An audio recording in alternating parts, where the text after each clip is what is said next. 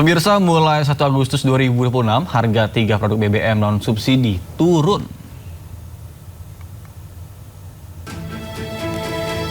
Ya, 3 produk BBM non-subsidi yang turun harga, yakni Pertamax Turbo yang turun dari Rp19.300 menjadi Rp18.300. Pertamax Green 95 dari Rp17.000 menjadi Rp16.600. Dan Pertamax dari Rp16.250 menjadi Rp15.950. Sementara harga Pertamina Dex tetap di harga Rp21.150 dan Dex Lite tetap di harga Rp19.700. Pihak Pertamina menjelaskan bahwa penyesuaian harga BBM non-subsidi mengacu pada perkembangan harga minyak mentah dunia dan nilai tukar rupiah.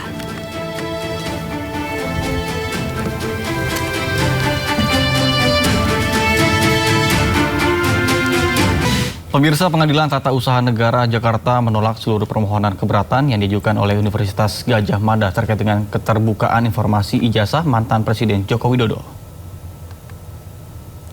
Putusan ini menguatkan penetapan Komisi Informasi Publik yang mewajibkan UGM membuka dokumen akademik Jokowi kepada publik.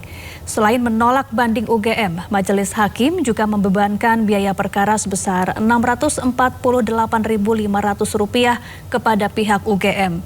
Dalam pertimbangan hukumnya, Majelis Hakim PT UN Jakarta menegaskan hak masyarakat untuk mengetahui riwayat pendidikan pejabat negara mengalahkan klaim kerahasiaan data pribadi. Hakim menolak dalih UGM yang mempermasalahkan batas waktu permohonan informasi serta alasan perlindungan data pribadi. UGM kini wajib menyerahkan dan membuka seluruh dokumen akademik Joko Widodo ke publik. Bertanda tangan, berkopsu. Pemirsa, sidang pra-peradilan Roy Suryo Jilid 3 kembali digelar di Pengadilan Negeri Jakarta Selatan. Ya, kali ini Roy Suryo menghadirkan ahli pidana terkait dengan permohonan atas ganti rugi penangkapannya.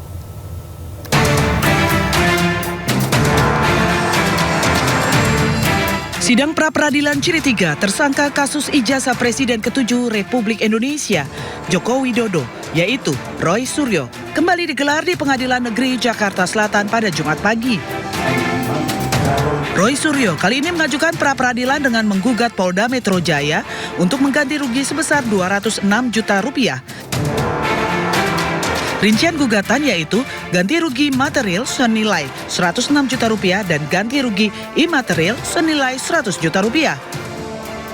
Dalam agenda sidang hari ini, Roy menghadirkan ahli pidana yaitu Didit Wijayanto Wijaya.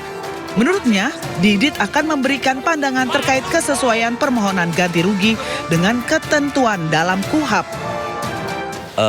Pergantian atau soal misalnya ganti rugi itu apakah berkesesuaian dengan KUHAP yang baru ya gitu, karena KUHAP yang baru kalau saya tidak salah di pasal 173 itu ada ya gitu, dan nanti beliau akan menerangkan di pasal 1 juga ayatnya berapa kemudian apakah yang kita mohonkan itu sesuai atau tidak, itu yang akan kita pertanyakan. Sebelumnya pada sidang pra-peradilan pertama, Hakim Tunggal I Ketut Darpawan mengabulkan sebagian permohonan Roy Suryo. Sidang menyatakan bahwa penggeledahan, penangkapan, dan penahanan dirinya tidak sah. Sementara sidang pra-peradilan kedua yang menggugat penetapan tersangka ditolak hakim. Tim Liputan iNews melaporkan. Pemirsa, Presiden Prabowo Subianto mengajak seluruh unsur elit di semua bidang untuk bersatu demi kemajuan Indonesia. Ya, pesan tersebut disampaikan Prabowo saat berpidato di hadapan Kadin di Istana Negara Jakarta. Prabowo pun tegaskan keberhasilan suatu bangsa sangat ditentukan oleh kemampuan para elitnya untuk bekerja sama. Menurutnya, negara yang elitnya terpecah dan terus bertikai berisiko menjadi negara gagal. Terkait hal tersebut, seluruh potensi nasional harus disinergikan agar mampu mendukung kemajuan Indonesia. Minum kopi sebentar ya. Saya sudah diminta kalau turun jadi presiden. Yang kita belajar adalah memang perlunya suatu sinergitas antara elit. Perlunya ada kerjasama kolaborasi.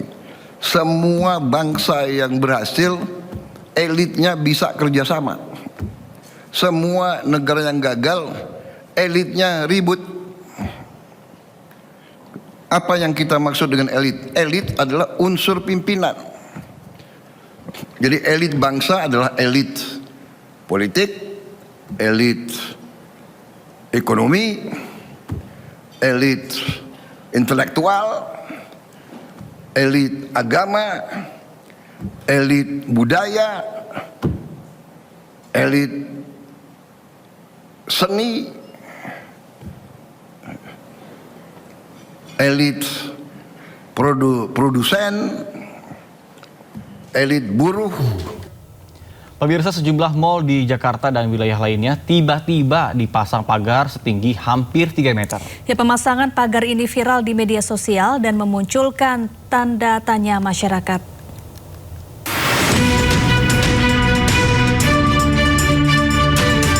Pagar setinggi sekitar 2,5 meter terpasang di salah satu mal di kawasan Jakarta Selatan.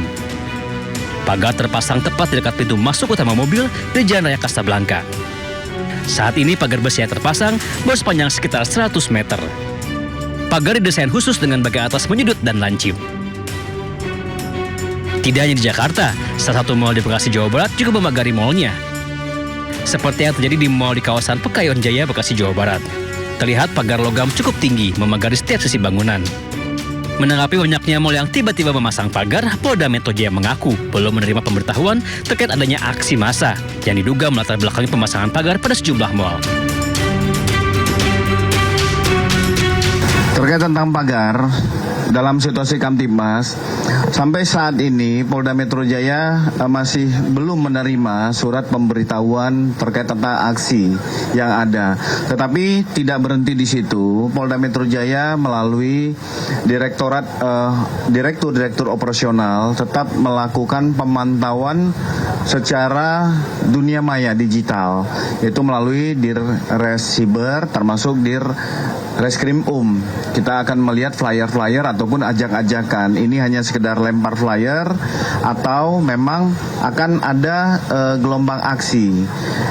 Kami juga akan berkoordinasi dari analisa perkiraan intelijen terkait tentang situasi terkini. Tetapi perlu kami sampaikan bahwa situasi sampai saat ini masih bisa dapat dikendalikan. Polda Metro Jaya juga mengaku sudah melakukan mitigasi awal apabila ada kelompok-kelompok yang mencoba membuat kerusuhan dan situasi tidak aman. Kendati demikian, Polda Metro Jaya kini meningkatkan patroli berskala kecil hingga besar di wilayah penyangga ibu kota Jakarta. Tim Liputan iNews melaporkan.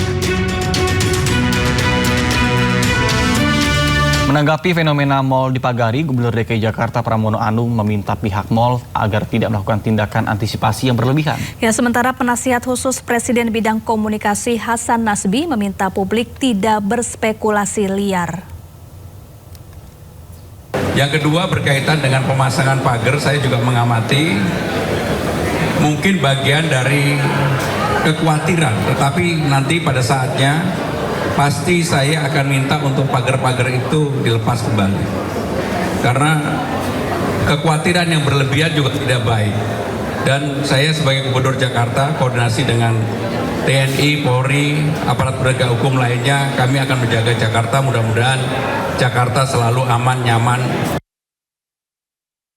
Kita jangan memperbesar berita-berita yang tidak baik. Berita-berita yang menebar ketakutan itu sebaiknya diklarifikasi juga. Teman-teman kan juga, teman-teman wartawan kan bisa cek sendiri.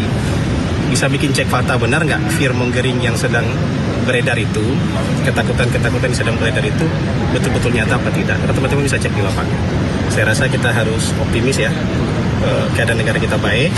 Sekarang pemerintah juga sudah jalannya sangat cepat. Barusan juga diskusi dengan seratusan lebih pengurus Kadin dan komunikasi dua arah, tanya jawab dengan Presiden tadi, masukan-masukan mereka sangat konstruktif, diterima dengan baik oleh Presiden, dan nggak ada alasan buat kita nggak maju kan. Jadi yang fear mongering itu teman-teman cek di lapangan, ya. Saya rasa nanti teman-teman bisa menemukan itu benar nggak sih. Pemirsa, Pengadilan Tata Usaha Negara Jakarta menolak seluruh permohonan keberatan yang diajukan oleh Universitas Gadjah Mada terkait dengan keterbukaan informasi ijazah mantan Presiden Joko Widodo.